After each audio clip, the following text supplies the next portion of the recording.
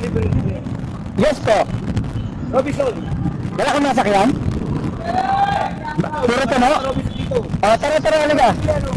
Ano yan? Robinson Galleria. Opo. Kaya ito. Robinson. Okay ka na? Apo. Anong oras ba pasok mo? Po. Anong oras pasok mo? Alas 9. Alas 9. O sige, gagawa natin paraan. 8:44 na eh. Ano problema? Puro puno yung mga jeep doon? Opo, pag ganito. Pag ganitong oras lang. Opo.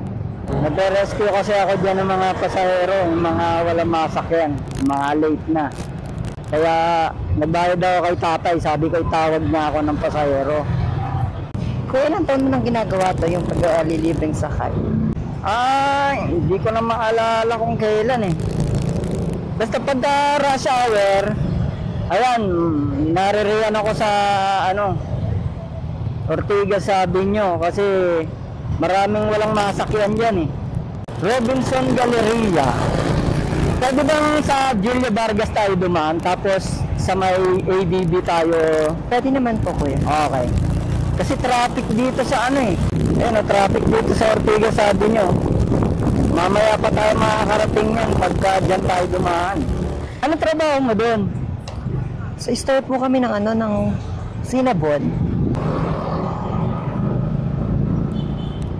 Ano sinasakyan mo ron? AUV, bus o jeep?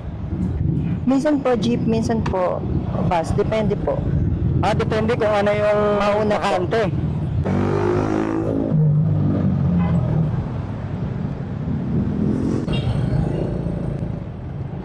Di ba nagbablog ka daw po? Po? Nagbablog ka daw po? Opo, nagre-rescue po ako ng mga pasahero. Aninin mo kuya sa ano? Name ng page, eto.